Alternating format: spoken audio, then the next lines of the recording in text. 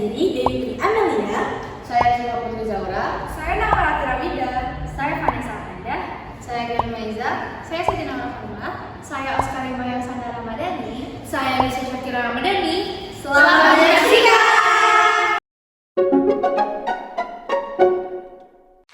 Kita semua pasti udah nggak asing lagi nggak sih sama pasar monopoli? Di bangku SMA, kita juga sudah mempelajari mengenai pasar monopoli. Jadi, apa sih pasar monopoli itu?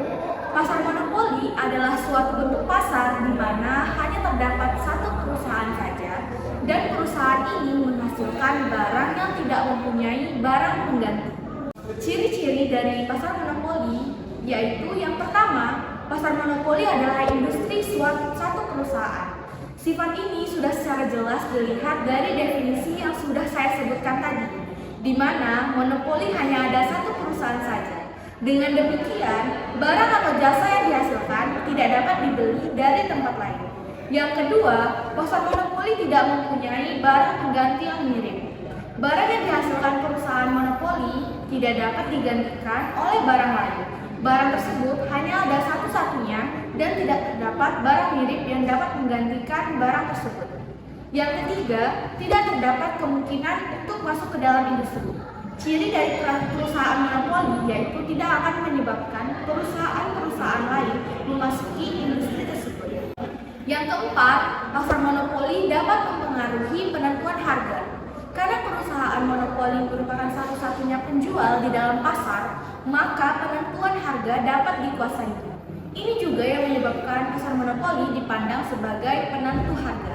Yang terakhir, yang kelima, promosi iklan kurang diperlukan dalam pasar monopoli.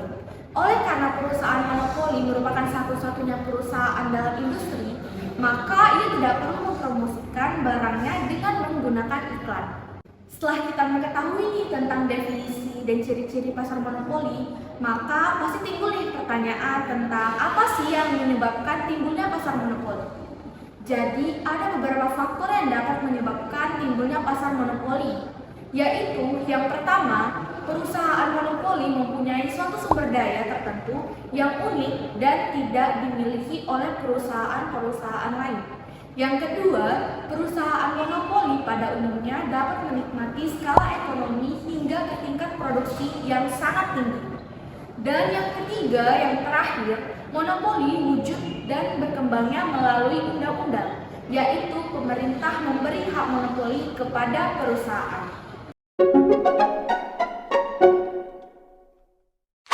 Dalam pasar monopoli, hanya ada satu perusahaan yang memproduksi suatu produk. Adanya diferensiasi produk yang mutlak karena tidak ada penggantinya. Salah satu ciri perusahaan monopoli adalah merupakan perusahaan yang memaksimalkan keuntungan. Karena tidak ada persaingan di pasar monopoli, perusahaan monopoli dapat mengendalikan harga dan jumlah yang diminta. Tingkat output yang memaksimalkan keuntungan monopoli dihitung dengan menyamakan biaya marginalnya dengan pendapatan marginalnya. Apa itu pemaksimuman keuntungan? Dalam ilmu ekonomi, pemaksimalan keuntungan mengacu pada perusahaan yang memproduksi jumlah barang yang tepat untuk mengoptimalkan keuntungan yang diterima. Semakin banyak yang diproduksi, maka pasokan akan melebihi permintaan sekaligus meningkatkan biaya. Pada pasar monopoli, laba maksimal tercapai ketika jumlah output berada di tingkat di mana marginal cost atau MC sama dengan marginal revenue atau MR. Adapun penjelasan dapat dilihat dari gambar ini. Sifat umum permintaan barang, makin sedikit jumlah suatu barang, makin tinggi harga barang. Menyebabkan kurva permintaan atas suatu barang adalah menurun dari kiri atas ke kanan bawah. Permintaan yang ada dalam pasar monopoli berbeda dengan pasar persaingan sempurna. Sebagai akibat monopoli, harga selalu lebih tinggi dan hasil penjualannya marginal. Apabila harga semakin menurun pada waktu jumlah produksi semakin meningkat, maka 1. Hasil penjualan total akan mengalami pertambahan, tetapi pertambahan itu semakin berkurang apabila produksi bertambah banyak. Setelah mencapai tingkat produksi tertentu, pertambahan akan negatif. 2. Pada umumnya, hasil penjualan marginal nilainya lebih rendah daripada harga. Ada beberapa hal yang perlu diketahui dalam pemaksimuman dengan menggunakan pendekatan biaya dan hasil penjualan total, yaitu sebagai berikut. 1. Jika perusahaan tidak beroperasi, berarti jumlah produksi sama dengan 0. 2. Biaya marginal akan semakin rendah apabila produksi ditambah. Ketiga, biaya total akan semakin meningkat pada setiap penambahan 1 unit produksi.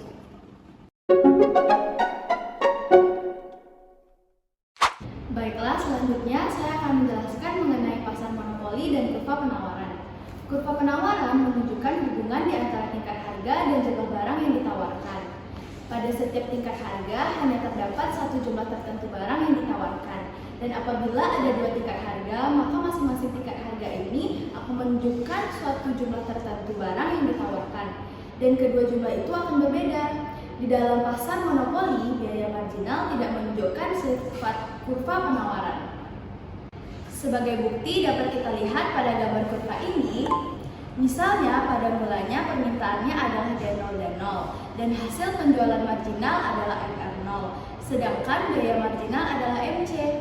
Maka keuntungan maksimum akan dicapai apabila produksi adalah sebanyak Q. Pada tingkat produksi ini, harga akan mencapai P0. Selanjutnya, misalkan permintaan berubah menjadi D1 dan hasil penjualan marginal adalah MR1, biaya produksi tidak berubah, berarti biaya marginal adalah tetap seperti yang ditunjukkan oleh MC. Dalam keadaan yang baru ini, untuk memaksimumkan keuntungan, perusahaan sekali lagi harus memproduksikan sebanyak Q. Tetapi sekarang tingkat harga telah mencapai P1. Dengan demikian, sekarang kita mendapati ada dua tingkat harga P0 dan P1, tetapi hanya satu jumlah produksi atau penawaran Q. Keadaan ini menyebabkan kurva penawaran untuk suatu perusahaan monopoli tidak dapat digambarkan atau ditunjukkan. Nah, dari penjelasan gambar kurva ini dapat disimpulkan bahwa di dalam perusahaan monopoli atau perusahaan dalam pasar lainnya yang kurva permintaannya ke atas, hasil produksinya bersifat menurun dari kiri atas ke kanan bawah. Kurva penawarannya tidak dapat ditunjukkan karena tidak memiliki sifat hubungan yang tetap di antara harga dan jumlah yang ditawarkan atau produksi oleh perusahaan.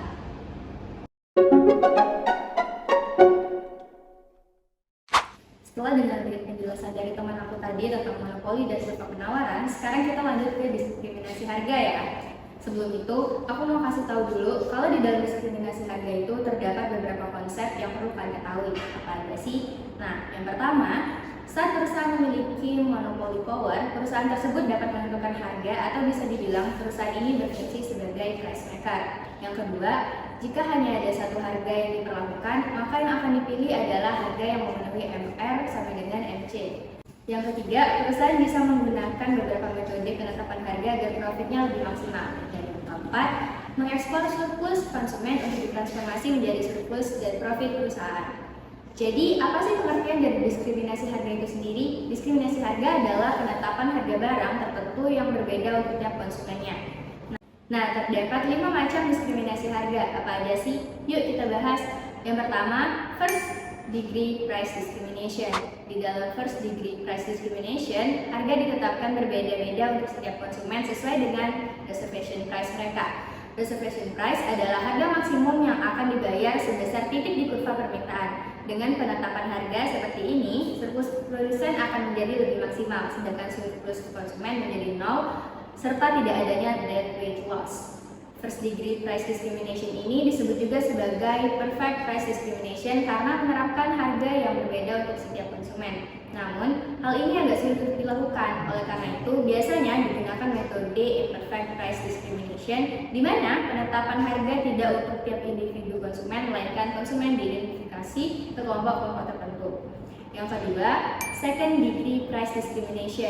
Di dalam second degree price discrimination, harga per unit ditetapkan berbeda tergantung jumlah barang yang dibeli. Contoh penerapan second degree price discrimination ini adalah block pricing, di mana harga per unit akan berbeda untuk setiap blok. Yang ketiga, third degree price discrimination. Di dalam third degree price discrimination, konsumen dibedakan menjadi beberapa grup karena memiliki kurva permintaan yang berbeda. Kemudian, masing-masing grup ditentukan harga optimalnya. Yang keempat, intertemporal price discrimination. Dalam intertemporal price discrimination, konsumen dibedakan menjadi beberapa grup karena memiliki kurva permintaan yang berbeda.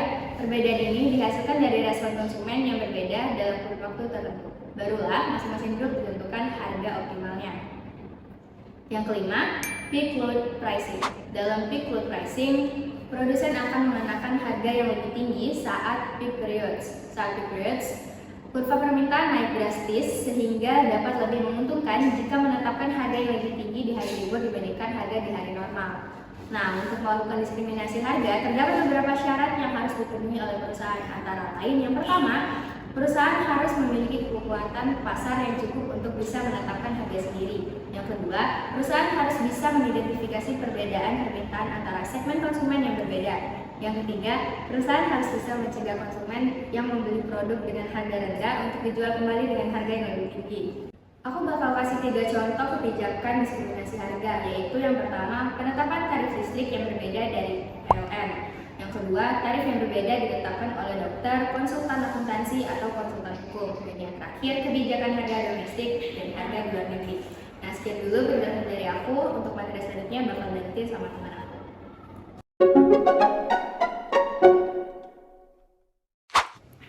Dalam pasar monopoli sering terdapat monopoli alamiah, yaitu suatu kondisi di mana perusahaan tunggal mampu menurunkan biaya produksi per unit hingga ke tingkat produksi yang sangat tinggi. Perusahaan menjadi satu-satunya produsen atau penjual dari suatu produk atau layanan karena adanya keunggulan alamiah, seperti sumber daya langka atau teknologi yang lebih unggul sehingga membuat perusahaan baru sulit untuk masuk ke dalam pasar.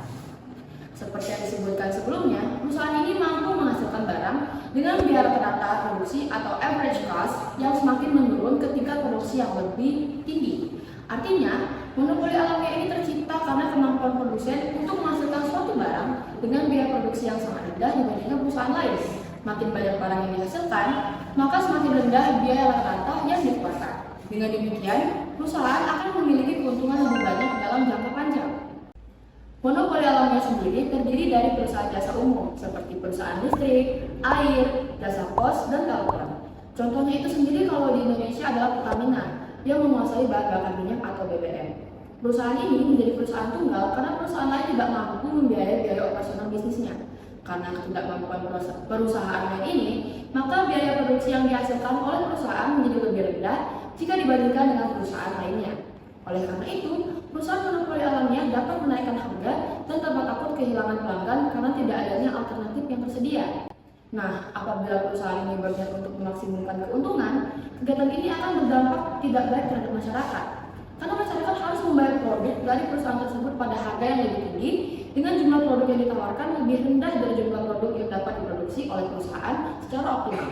Sebagai akibatnya, masyarakat hanya akan mendapat sebagian saja produk yang dihasilkan oleh perusahaan tersebut. Nah, oleh adanya dampak negatif yang bisa disebabkan dari sistem monopoli alamiah ini, maka akan dibutuhkan kebijakan atau campur tangan dari pemerintah dalam pengendalian harga pasar agar kesejahteraan konsumen tidak terancam. Yang mana pembahasan lebih lanjut akan dijelaskan oleh teman saya.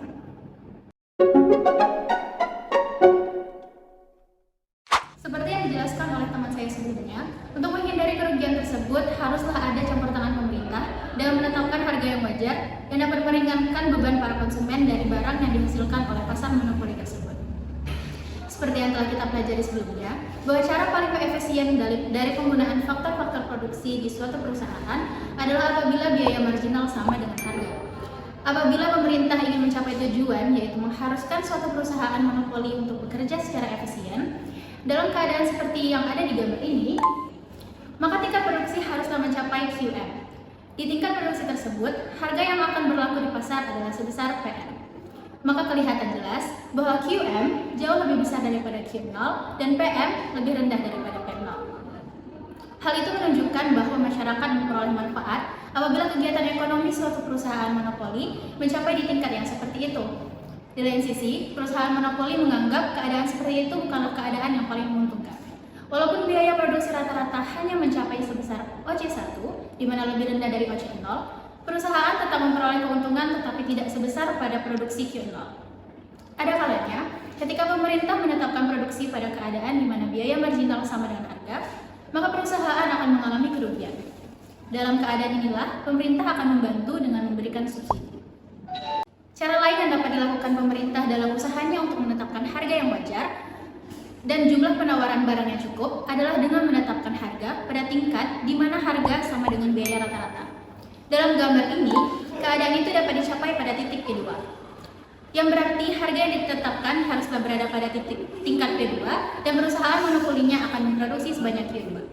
Dengan melakukan hal tersebut, maka perusahaan monopoli akan mendapatkan keuntungan normal, yaitu keadaan di mana hasil penjualan total adalah sama dengan biaya total. Jadi teman-teman udah pada paham dong pengertian dari monopoli itu sendiri. Nah, sekarang kita lanjut ke keseimbangan monopoli.